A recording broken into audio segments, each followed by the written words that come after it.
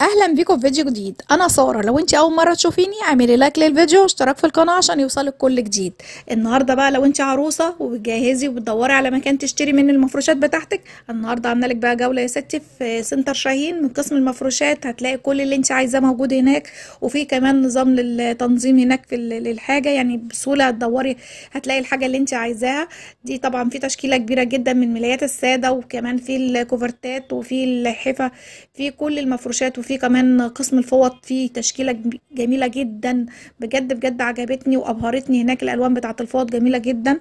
وكمان عايزة اقول لكم على شوية نصايح كده قبل ما تشتري الملايات بتاعتك. حاولي ان انت تختاري افضل الخامات الملايات طبعا عشان الحاجة تعيش معاكي كتير. وهي افضل الخامات طبعا القطن 100%، لانه طبعا خامته بتبقى ناعمة ومريح جدا، بيعيش معانا كمان سنين. تجنبي بقى الخامات اللي هي بيبقى فيها الحاجات الصناعية، لأنها بتسبب طبعا عرق في الحر وبتسبب حساسية عند بعض الناس، فنحاول إن احنا نتجنب الحاجات اللي معمولة من الحاجات الصناعية ونركز على الحاجات القطن 100%. ده الكوفرتات اللي معروضة هناك في سنتر شاهين. طبعا ألوانها كتير والأسعار بتاعتها زي ما انتم شايفينها، بكل حاجة بسعرها. أنا حاولت إن أنا على قد ما أقدر أركز لكم على الأسعار، بحيث إن انت تبقي عارفة الحاجة لو عجبتك تعرفي سعرها كام.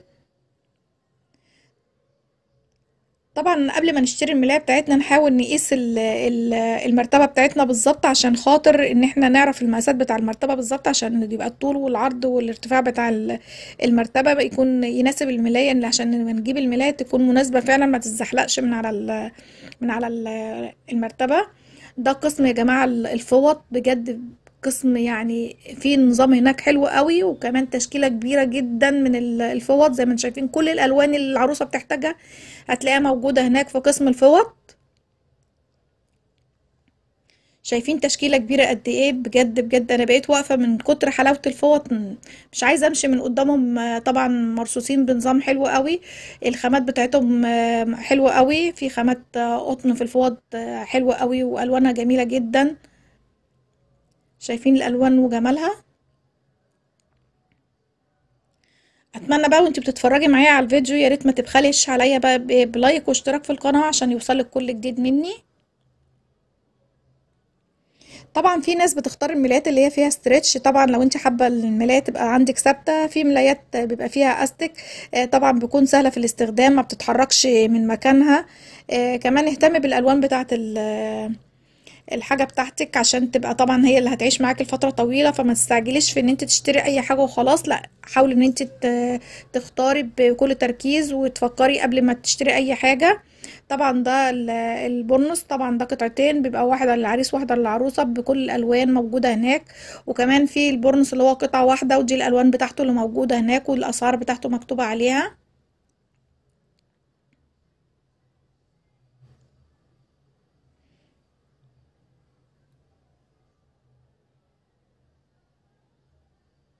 وحاولي ان انت تعملي برضو مقارنة بين الاسعار قبل ما تشتري، يعني شوفي في كذا مكان، مش شرط ان انت تروحي مكان واحد تشتري منه.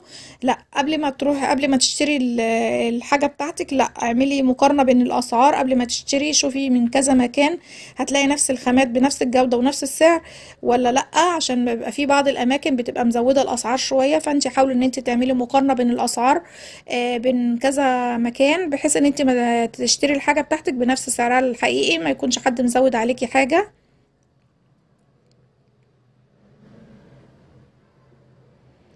وحاولي كمان ما تشتري اي مفروشات عندك، حاولي ان انت تبصي على التعليمات بتاعة الغسيل بتاعها، عشان خاطر بيبقى فيه مثلا ملايات بيبقى لها درجة معينة من الغسيل، فانت تشوفي الاول الطريقة بتاعتها بتاعة الغسيل، إيه التعليمات اللي موجودة عليها، بحيث ان انت تبقي عارفة بالظبط تغسليها ازاي. ده طبعا قسم الفوط زي ما قلت لكم ان هو قسم جميل جدا، فالصراحة ما كنتش عايزة اخرج منه. شايفين تشكيلة كبيرة جدا من الفوط. وهنا كمان قسم الملايات اللي هي المنقوشة، اللي هي بتبقى 4 قطع. برضه هتلاقي هنا كل الألوان المنقوشة ودي أسعارها. أتمنى تكون الجولة يا رب تكون عجبتكم وفادتكم. يا ريت بقى ما تبخلوش عليا بلايك واشتراك في القناة لو عجبك الفيديو. دي التشكيلة الكبيرة من الملايات المنقوشة، ودي طبعا الملايات بتاعة الأطفال اللي هو قطعتين.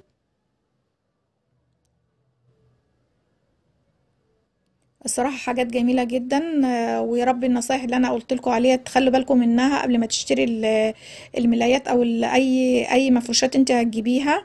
وحاولي تسألي في كذا مكان على أسعار عشان محدش يضحك عليكي، لا شوفي في كذا مكان، والخامة والجودة أهم حاجة. قبل السعر بصي على الخامة والجودة الأول، وبعدين حددي انت هتشتري ايه.